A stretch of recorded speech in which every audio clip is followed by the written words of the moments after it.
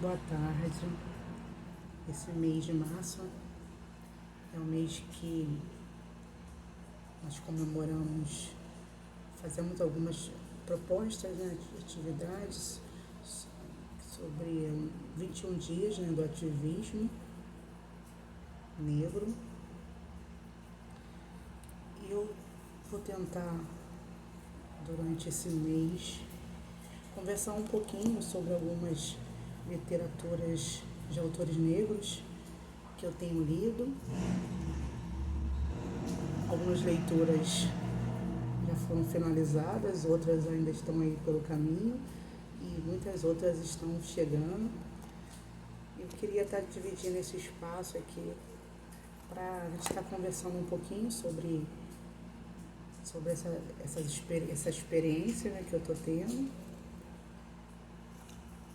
E é claro que muita coisa pode mudar aí pelo caminho, mas a princípio essa é a proposta, de eu compartilhar com vocês pelo menos 21 livros ou capítulos. E o primeiro de hoje é uma leitura, é esse livro, Entre o Mundo e Eu,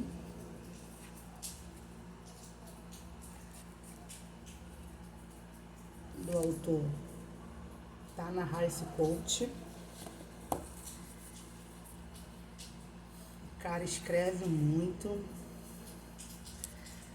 é uma escrita complexa, não é difícil, não tem muito, não é que seja difícil o entendimento, mas é uma escrita que te desloca, não é muito confortável, que te desloca e te traz muitas provocações, nos ajuda a sair de um lugar comum, pelo menos fez isso comigo. Aquela leitura que dá aquela remexida mesmo no nosso cérebro. Ele é também roteirista do filme Pantera Negra. E não dá para falar todo o livro, mas algumas partes que mexeram profundamente comigo. Aqui esse livro, ele está dentro de um gênero literário que ele fala, né, que é a carta de apresentação. É uma carta para o filho dele, de 15 anos. Esse livro foi lançado nos Estados Unidos e aqui também no Brasil em 2015. E ele deixa essa carta que é tão legal que ao mesmo tempo que ele escreve para o filho, ao ler, quando a gente lê esse livro, quando a gente lê essa história, essa carta, é como se estivesse também falando conosco. E nessa carta ele vem falando um pouquinho antes das orientações, dos conselhos, assim, e de levar o filho a ter uma conscientização racial, que é um escritor negro, né? Um filho negro. Ele começa a falar da infância dele, que também não foi uma infância fácil, né?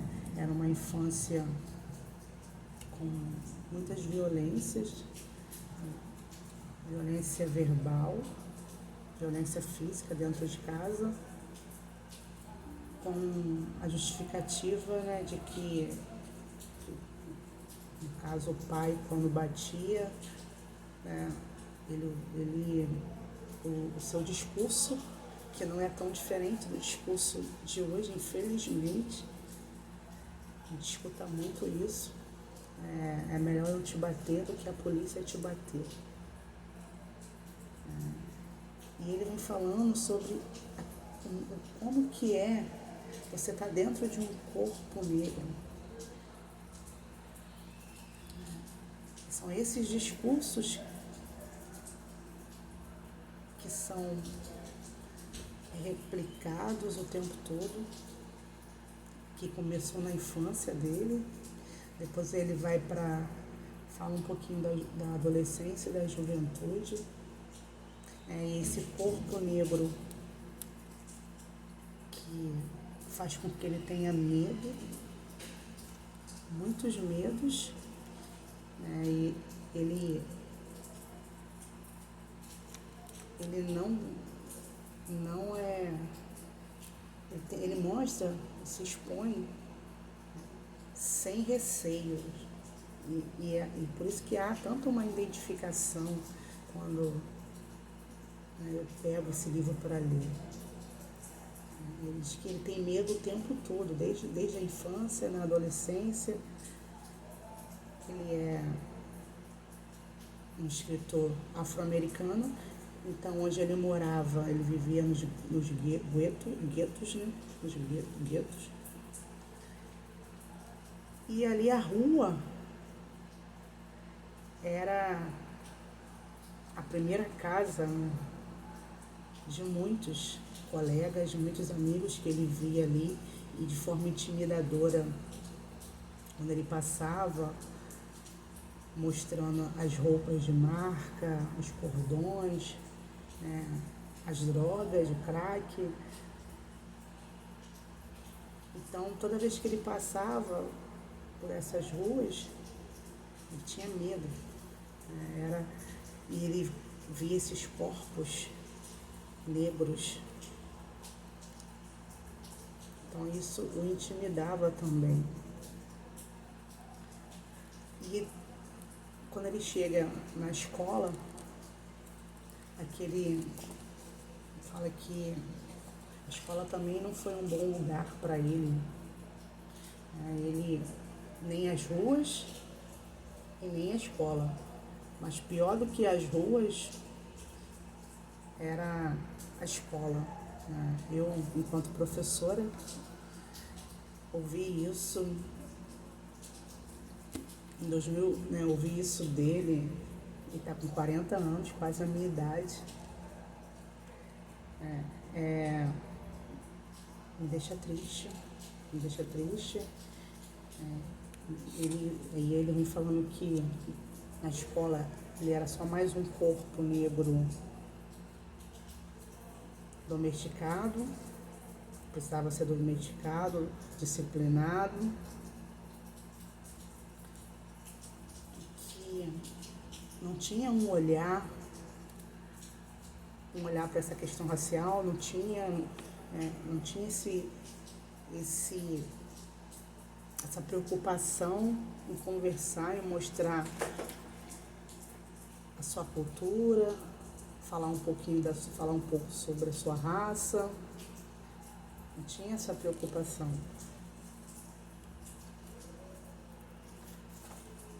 E saber que a escola, que era para estar lhe proporcionando uma liberdade e não um epistemicídio, igual o Boaventura fala, né, que é apagar esse conhecimento, que é negar esse conhecimento nosso, esse conhecimento da nossa ancestralidade, do nosso povo.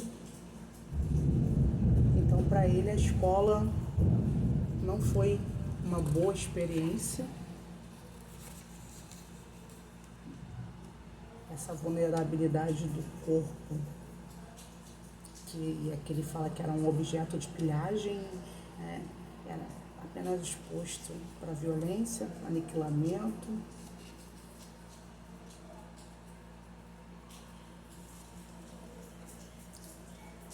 Isso, saber que hoje em dia talvez a escola ainda precise repensar muitas práticas, precisa mudar, né? Mudar e não aceitar esses discursos que jogam, né, muitas vezes joga esse corpo de volta para a rua, por não se sentirem pertencentes, né, ali naquele espaço. Eu, como mulher negra, também já passei por essa situação, passo até hoje, porque eu tenho um filho de 10 anos, e essa carta que ele escreve para o filho dele mexeu muito comigo, porque me fez lembrar, não teve como eu me distanciar do meu filho. Era como se eu tivesse aqui escrevendo também para o meu filho. Mas o interessante é que ele não escreve de uma forma que nós negros nos sintamos vitimistas. Ele não quer que o filho dele seja uma vítima ou se sinta pena. Pelo contrário, tem uma parte que ele escreve assim: eu quis criar em você uma consciência e não te educar com uma falsa memória. É preciso que você tenha responsabilidade pelo seu corpo.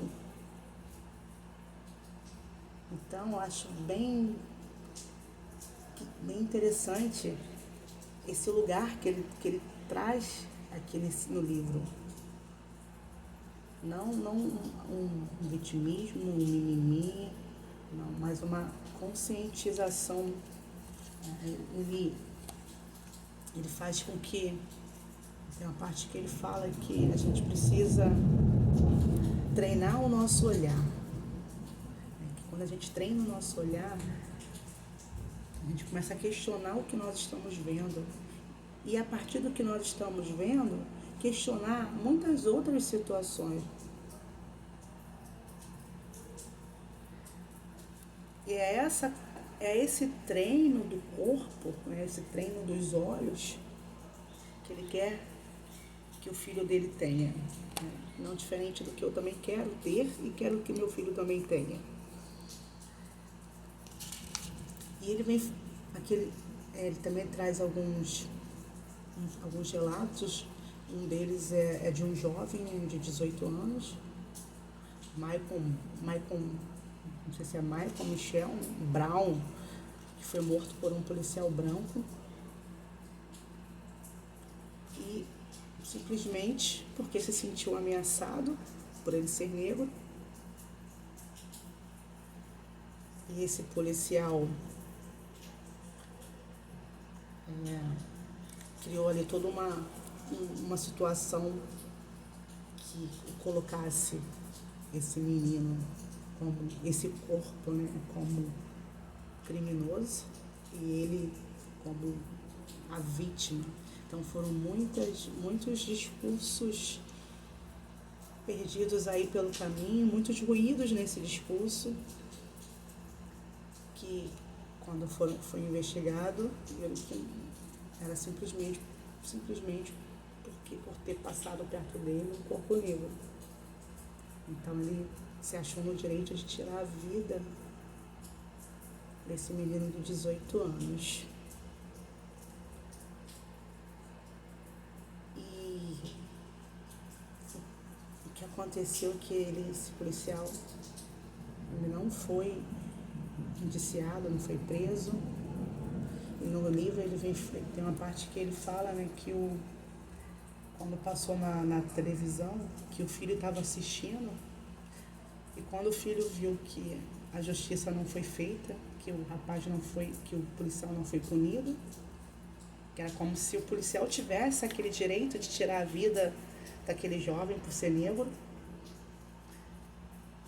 E quando o filho vai pro quarto chorar, e ele vai atrás do filho e vê aquela cena. Mas ele não se acha, ele fala que assim, eu não tô aqui para te consolar, porque eu não acho isso certo, eu te consolar. Eu não quero te consolar. Também não quero falar para que tudo vai ficar bem, criar falsas esperanças, porque não vai. Não vai. Nós temos essa marca indelével no nosso corpo. que não vai mudar, a menos que a branquitude queira. Então ele não se acha nesse direito de estar confortando ele, de estar ali abraçando. Mas o que ele chega e fala é para ele assim, mas você mora nesse país, você está aqui, você tem que aprender a viver dentro desse corpo negro, assim como eu estou vivendo. Bem, tinha horas que, como agora falando, a gente aqui conversando, tem que dar aquela parada, porque é forte. É uma leitura necessária, forte. E aí ele vai falando mais um pouquinho, né, sobre esse sonho americano, né, que é esse sonho de ser branco, que muitos carregam. Por esse sonho americano, as pessoas são capazes de qualquer coisa. São capazes de matar os corpos negros, são capazes de negar a sua identidade.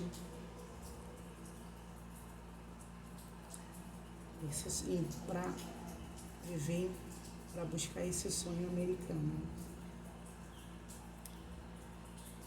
Teve um outro momento aqui também de um relato que ele vem falando também de um outro caso de um homem negro chamado Prince Jones, que foi morto também dentro de um jipe por um policial branco. Então, o que ele quer falar sobre isso? Né? Sobre o genocídio dos negros, que continua, não é mesmo? Continua, infelizmente. Quando a gente está na rua, com um filho nosso na rua, temos medo. Quando a polícia para, que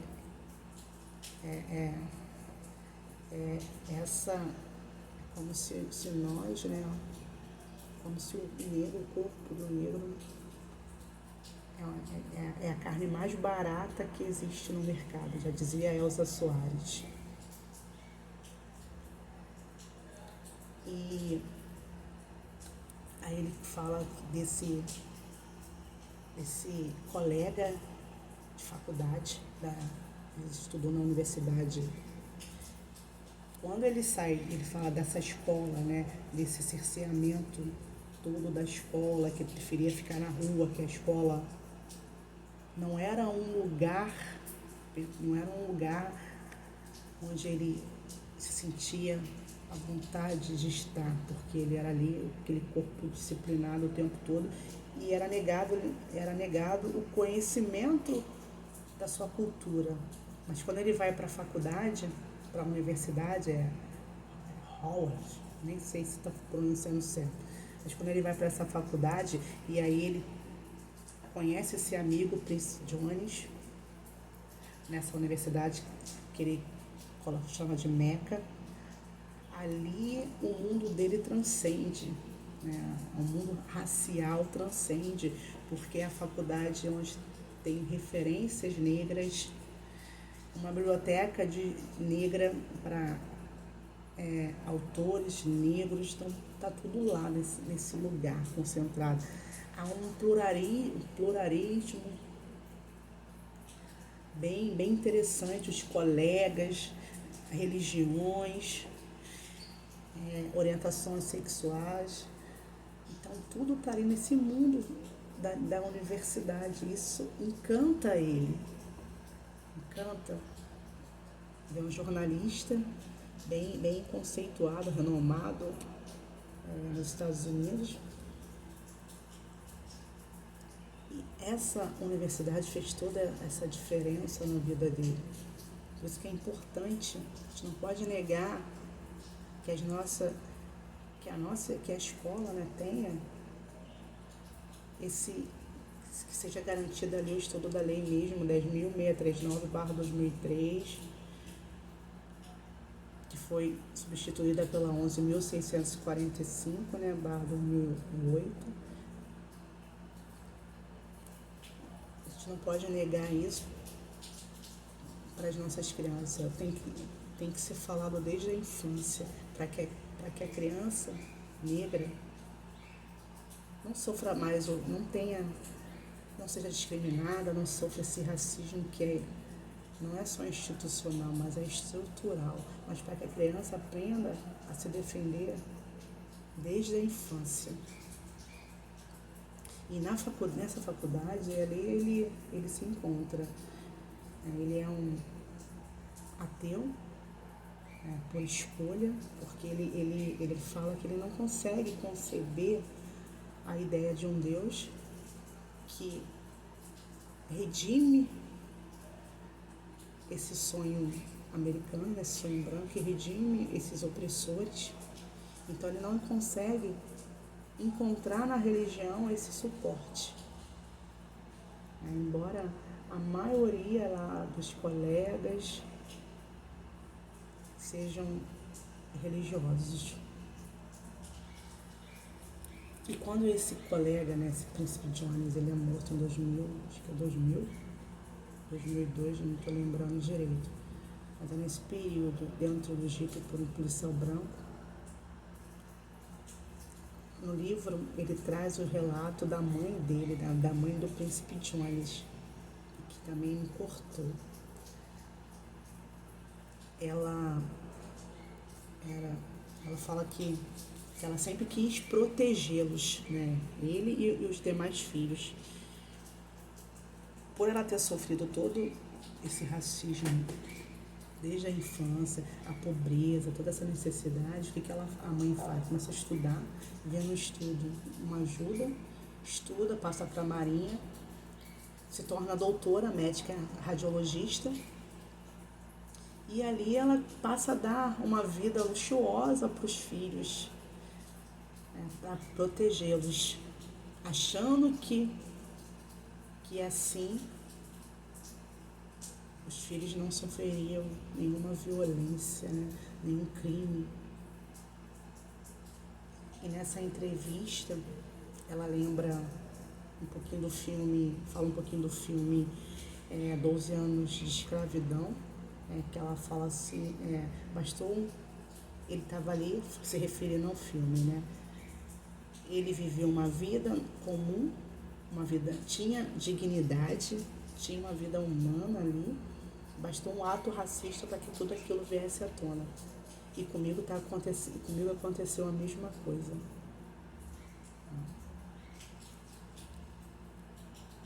É esse medo que esse autor, o coach, ele vem falando desse medo de não conseguir proteger o corpo do seu filho. Assim como a mãe do príncipe Jones também não conseguiu.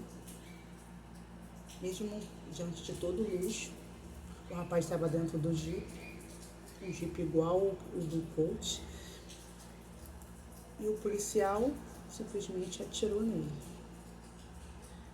E a mãe fala assim, aos 23 anos, eu dei um Jeep para ele. O Jeep chegou lá em casa com laço roxo. É como se eu estivesse vendo meu filho me agradecendo. Obrigada, mãe. E foi o mesmo Jeep que eu encontrei o corpo do meu filho. É muito triste. É uma situação que a gente não consegue, igual ela fala, Por mais, era uma sensação de proteção, mas que não bastou um ato racista para destruir aquele corpo, destruir aquela família, destruir vários corpos, destruir essa pilhagem. Uma outra situação também que ele conta é quando o filho dele tinha 3 anos, estava no teatro, um evento, e uma mulher branca empurrou o filho dele e ele foi reclamar, e a mulher ali questionando, porque se achava no direito de ter empurrado o filho. E um uma outra pessoa ali para defendê-la, uma pessoa branca para defendê-la, se solidarizou ali com ela e falou assim para ele, eu vou ligar para a polícia, você vai voltar para a cadeia, né? Se achando no direito daquele corpo, como se ele fosse o dono daquele corpo, né? Remetendo a toda a opressão, toda a escravidão, a toda a venda dos corpos. Então, assim, eu recomendo, é um livro que eu pretendo revisitá-lo, né? Porque não é um livro para ficar esquecido na gaveta, nem para entrar na gaveta, e muito menos ficar esquecido lá. Espero que vocês tenham gostado. Não dá para... Tentei resumir aí um pouquinho, mas acho que eu acabei falando demais e nem sabia que eu iria falar isso tudo. Mas antes assim, de terminar, é um livro que eu cheguei nele. Como que eu cheguei nele, né? Eu cheguei nele através de um filme do Denzel Washington, Protetor 2, que ele indicou, então eu quis ler. E é um livro que dialoga muito com a minha dissertação do mestrado, onde o meu tema é as vozes dos alunos negros da EJA, EPT, Vidas Negras Importam. Então são vidas, né, são corpos como o meu, como o do meu filho, do meu marido e de tantos outros que estão em questão. Então é uma leitura que mexe, faz um caldeirão aqui dentro de mim. Espero que vocês também tenham gostado. Antes de finalizar, quando ele tenta vir fala dessa questão desse sonho americano, dessa farsa, né, que muitos compram, que são coisas que nos são vendidas. Eu fiquei pensando que eu também, que essa questão do sonho vendido, eu também fazia parte desse sonho americano que só foi desnudado agora no mestrado, tem uns 2 anos ou 3 anos aí, quando eu comecei a ir por esse caminho das leituras